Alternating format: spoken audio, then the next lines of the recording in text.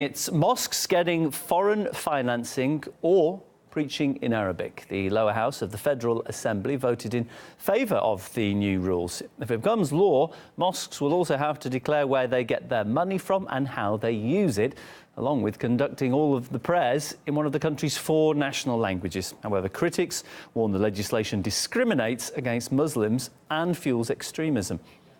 And it's not the only extremely sensitive issue for Swiss lawmakers at the moment. One of the biggest states, Zurich, has just voted to drastically cut social assistance for failed asylum seekers, branding it a drain on taxpayers. And other parts of Europe are considering similar moves, notably Germany as well as Austria, where an estimated 90% of migrants are benefiting from such assistance programmes. OK, let's discuss the proposed clampdown on Swiss mosques then, and whether a backlash against immigration could be contributing to what some perceive as being Islamophobic laws. Let's bring in Niels Fichte, who's the co-president of the youth wing of the Swiss People's Party, and also Ajmal Masroor, who's an imam and a politician over in the UK. To you first, Niels, who will benefit from this law? I'm trying to understand the motivation behind it.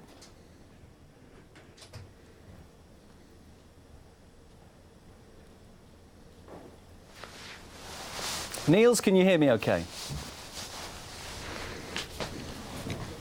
OK, it looks like Niels can't hear. If I can just ask the guys in the gallery if we can try and fix the sound with Niels. In the meantime, I'll come to you, Ajmal. Why do you think the government needs to enforce rules and regulations in mosques? Why is that needed? Government doesn't need to enforce any rules and regulations when it comes to speeches, sermons. We don't do that with churches. We don't do that with any other faith leaders or institutions. The clerics should be free to speak their mind. What we do need to have, of course, is a measure of responsibility, and this should be self-regulated.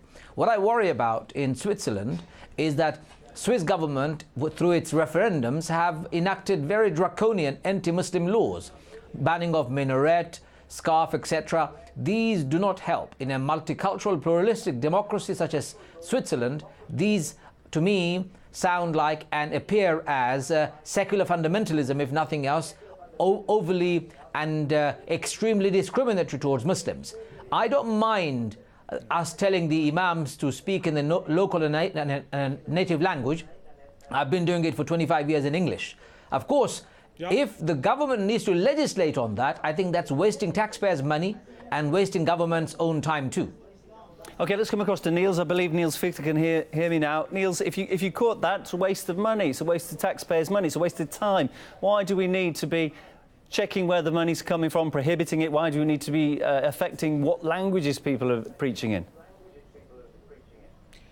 Yeah, thanks for the question. First of all, we need to get down to the problem. And I think in Europe and also in Switzerland, we have got a massive problem with radical Islamists, and you have to name that word, that term, radical Islamic terrorism. And I think Mr. Masroor has great experience with London, with Manchester, with his country, and he knows that it's a big threat to our religion, to our people, to our society, that we have got people that don't have our good in mind and that want to make terrorist attacks. So this new bill here in Switzerland isn't against Muslims, it's against radical Islamic terrorists. Go ahead. Go ahead, Ajmal. Let me challenge you, Neil. When you say Islamic terrorist, would you call a pig ever kosher pig? You won't.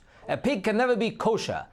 A pig is a pig. As far as Jewish religion is concerned, pig is prohibited. In Islam, terrorism is not allowed. Don't call it Islamic terrorism. It indicates your own ignorance. Call it terrorism. I don't. Call it anything else. It cannot be Islamic. There's a difference between the normal Islam. There's a difference between the normal Islam and the radical Islam. I think you should know that. I don't believe that you're a radical Islamist. I believe that you're a normal Muslim that practices his religion normal, and we don't have something against you. We want that our policemen and our investigators have the possibility to understand what those imams are preaching. And if they don't have the possibility, if they only hear Arabic words or words they don't understand, then there's a big safety problem for Switzerland. And Switzerland until now is one country in Europe that didn't have a terrorist attack, and we want to keep that situation. And I welcome your desire to keep your country safe. I would do everything possible myself when I do visit Switzerland to help you. It's not an issue for me. Here is the issue. Okay, when I'm walking around Lake Geneva, what I hear often in summer days is mainly Arab visitors speaking Arabic. So if your police officers and if your intelligence services and if your drive to criminalize Arabic language is going to become normal, are you going to not see a huge problem in your tourism industry, number one? And number two, you don't need to ban imams from speaking in Arabic to deal with radicalization. We need to create education program, empowering program. You need to deal with the unemployment issues. You need to deal with the discrimination that you have in your society. You need to create a level playing field for everybody so that they feel they're part of the society. The problem with Switzerland is you have created two-tier system in which Swiss people who are white, they're treated differently to Muslims who are not white. And I can tell you from my experience of Britain, I think that's a little we bit don't racist have that against here. us white people, so I don't know, yeah? No, I'm not being racist you against can't compare your country with our country. Our country isn't a member of the European Union. Our country is independent.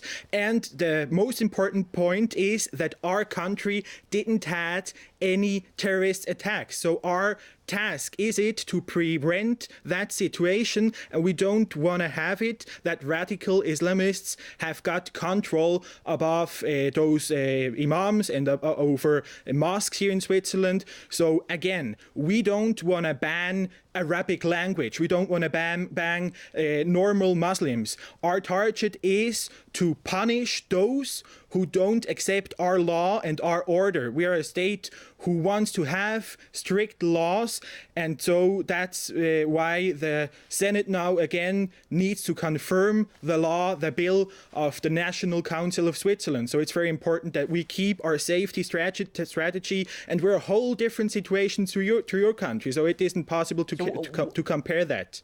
We can work together in the sense that learn from our experience in Britain.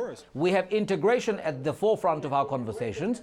We have empowering of young people at the forefront of our conversations. We have communities and police officers and intelligence officers working together. What I'm fearing in Switzerland is by creating such law, you will have many people finding themselves in the wrong side of your law for no reason apart from suspicion. What you want to do is work together. We will want to work entire world safe. We want to work together to keep every country in Europe safe so that our children are safe. But you know what? You're not going to be able to do that by banning minarets and banning or legislating against what language imams would speak. I think that's a wrong step in the wrong direction. 30 seconds to go. Niels, I'll give you the final word. The difference to your country is that our people could decide whether or not they want to have minarets, and now it's our politicians who have got the possibility to make more safety in our country, and that's what we want to do. So the last and final word is that now the Senate of Switzerland has got the possibility to make this happen, and I would be really proud if we could make a step further in the direction to more safety in our country. Gentlemen, I greatly appreciate you both coming on. Appreciated both your points of view there. Niels Fichte, co-president of the youth wing of the Swiss People's Party, and Ajmal Masroor,